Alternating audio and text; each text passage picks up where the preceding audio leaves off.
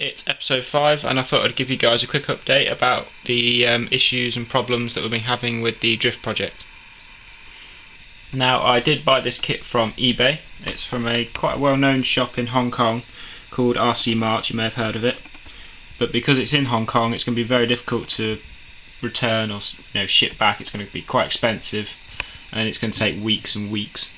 So I have been in contact with them. There's been emails and pictures and stuff like that, all messaged back and forth, and by the looks of it, with my gut instinct, I don't think I'm going to be able to get any parts or any refund, because they're being quite awkward about it. These are the offending items just here, all 4 universal drive shafts. Don't accommodate for the standard Tamiya wheel nuts or any wheel nuts I've got in stock at all, so big problem there. We've got the left front suspension arm just won't screw together. This little turnbuckle here will not thread into either side of the arm, so I can't assemble that. And this, which I didn't mention in the last video, is the main drive shaft cup at the rear. This pinhole is drilled too close to the end here, so the whole diff assembly sits forward in the chassis and rubs on the inside, and the rear bevel gear doesn't mesh properly with the rear diff. So there, I've taken all of them out of the car and put in the old front suspension arms at the top. I've also taken out the universal drive shafts and put in these original drive cups here. I've got no shafts yet, but that doesn't particularly matter at the moment. And I've also replaced the cup at the back, cup at the rear on the main drive shaft with this stock one. The drive line's a lot smoother now, so that's not too bad. Today we'll be tackling the steering and the shocks, just to make sure that they're all okay and there's no problems with them. So yeah, shall we get started? First job is to make the turnbuckles that attach the hubs.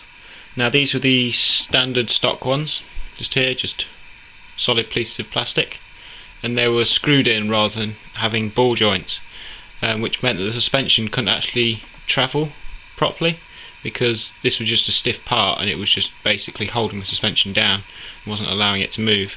So I've got to make these turnbuckles here, just on there, and they attach by these little ball joints, which allow the steering to move up and down like that. So just quickly assemble these now.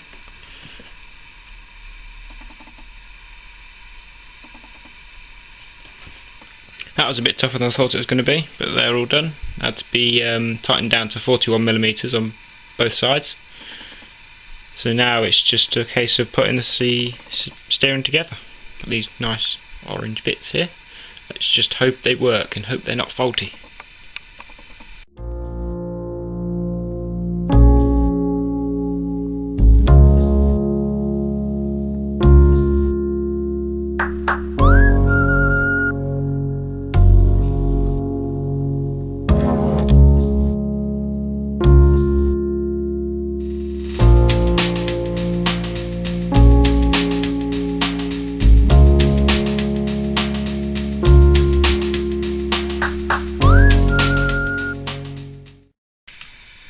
See if I can push one. Oh, you can. That's a bonus. Okay. So that's the steering there. Quite stiff, but it just needs to sort of break in. So that doesn't look too bad. Put some wheels on and just have a look at the turning here, the steering here. Just one. That's 2. So we've got quite a good steering angle there.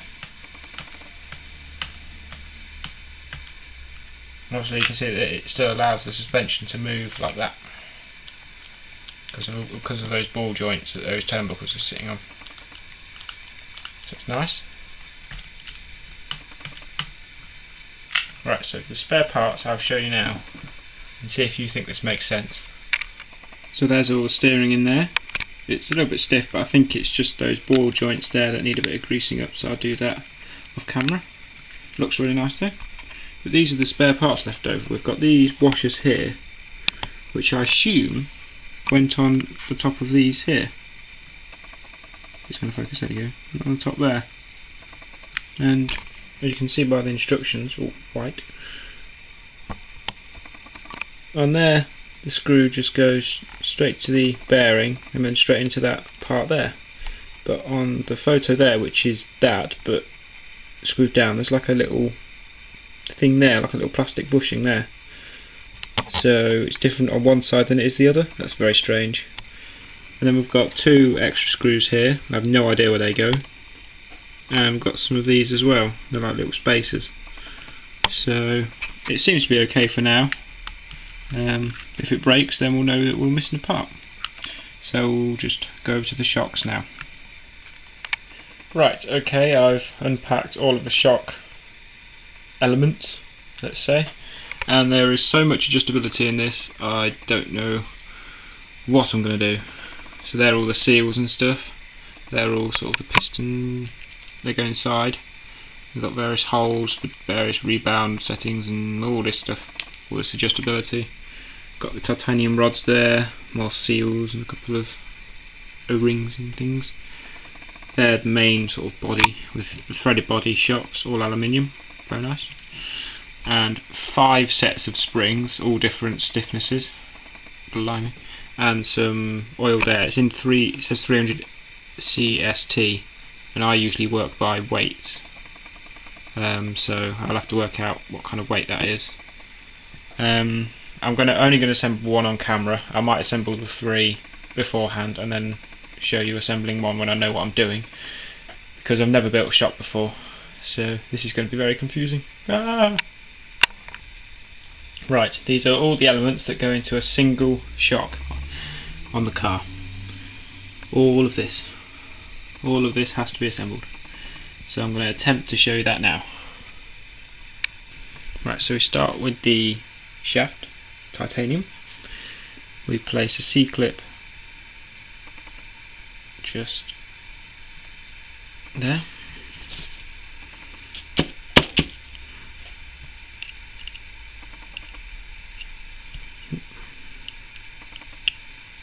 It's probably going to take a bit longer to show you on camera, just so I can show you all the elements. That one, nope. That's one. Have the piston, which goes on next. That's, see that there? Another C-clip holds it on.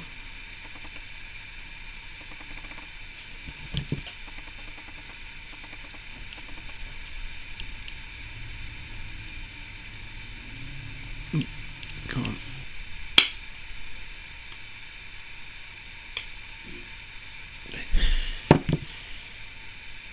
Like that. That goes into the main cylinder. Pull it out the end, and we apply a tiny little O-ring there, which prevents the oil from leaking out. That goes on next. Then we have a spacer, just there. There we go. It goes on next. Then we have a piston guide. That goes on.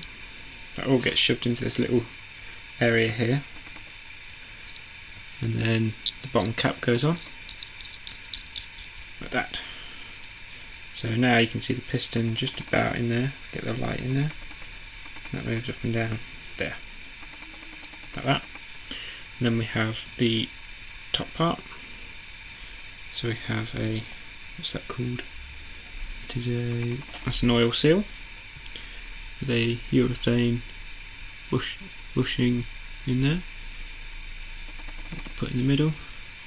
Then we have the top part, which actually attaches to the ball joint at the mounting point, and then the top cap goes on. I'll fill them with oil later when I've got sort of the proper weight distribution of the car. Select which oil to use for that. So that's the top part done. Moves inside now. Then we'll put the adjuster on for the spring. So there's a little O-ring that just went in there, and this thread's on. It stops the this threaded part from moving up and down and adjusting when it's vibrating in the car. That gets screwed on next, like that, and then you can adjust that up and down to change the suspension and the spring. And then we have the other end just there, which goes into another ball joint if it's going to focus. Oh, it's not happy today.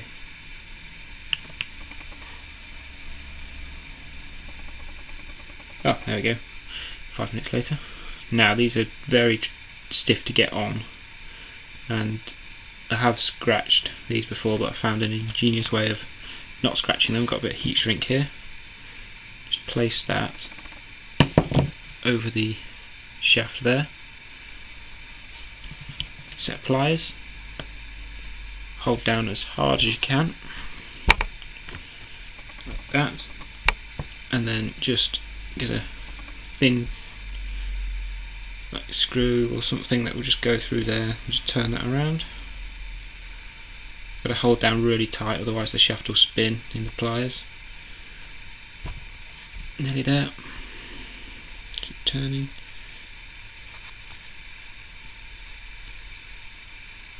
Just check that that's okay. Yeah, there you go. So very minimal damage to that there.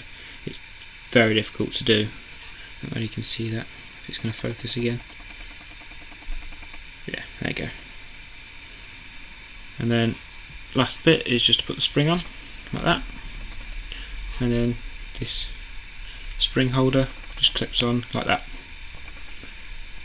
Just like that, and then you can adjust that back down to wherever you want it. Like that. There you go. That's one shock assembled without any oil. Do that later. That's all 4 shocks assembled. I've gone for sort of a mid-range spring. They've all got little colour indicators on the top. So this, if you would like to know, is the blue one. Not that it makes any difference.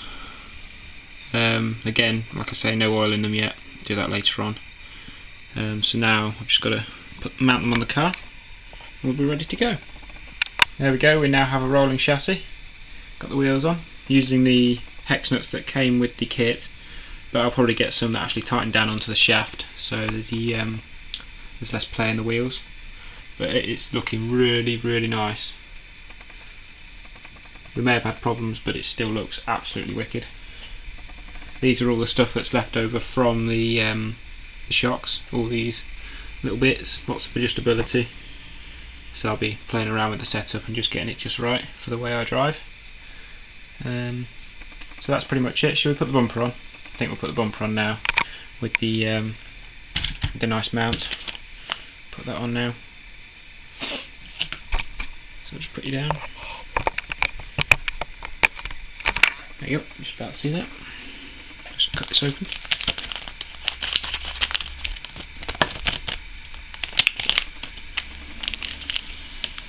We're really close to finishing now. I think the next step will be the electronics. So that goes on there. I've got these little washers here. Another one on there. And this sits just on there like that. So now I've got to find the screws to actually put them in. Give me a second. There you go, found them. Screw this in. And we'll almost be ready. That's one. And that's 2. That's the bumper on. So we're nearly there, guys. Electronics next, ESC and the motor. Probably going to go brushed for now, just for what I need it for. But it is looking excellent so far. So join me next time in episode 6 when we'll be doing the electronics, and then I've got a really good body to show you to put on this car. You'll be really impressed with it. So thanks for watching, and I'll see you later. Bye.